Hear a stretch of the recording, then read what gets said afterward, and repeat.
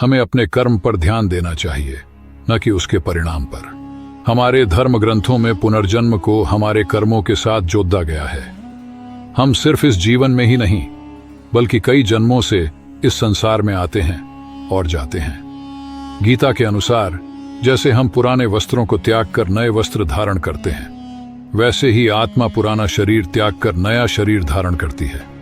साधारण शब्दों में कहें तो जब तक आत्मा अपने सारे कर्मों का भोग नहीं कर लेती, उसे इस जन्म मरण के चक्र से मुक्ति नहीं मिलती।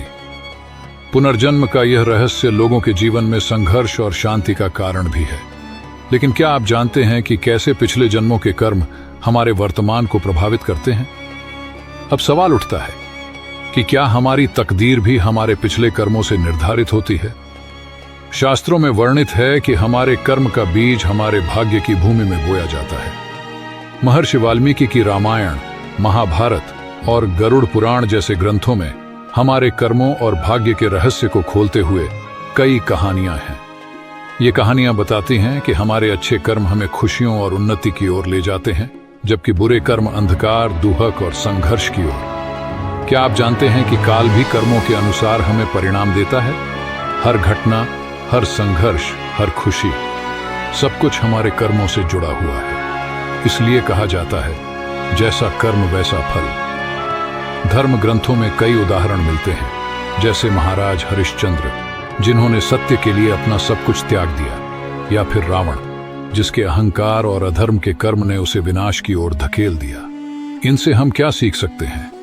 हरिश्चंद्र का त्याग बताता है कि सत्य का पालन कठिन होता है, परंतु अंत में विजय सत्य की होती है। वहीं रावण की कहानी अहंकार के परिणामों को उजागर करती है। हमारे छोटे बड़े हर कर्म का परिणाम हमारे जीवन में हमें मिलता है, चाहे वह इस जन्म में हो या फिर अगले जन्म में। तो क्या हम इस जन्म मरण के चक्र से मुक्त हो सकते हैं? इसका उत्तर भी हमारे शास्त्रों में मिलता है, कर्म योग। श्री कृष्ण ने अर्जुन को कर्म योग का उपदेश दिया था। उन्होंने कहा, अपने कर्म को धर्म समझकर करो और फल की चिंता छोड़ दो। यही मार्ग हमें आत्मा की शांति और मुक्ति की ओर ले जाता है।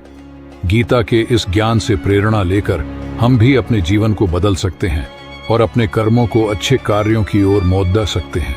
तो क्यों न हम अपने कर्मों को सुधारने का प्रण लें।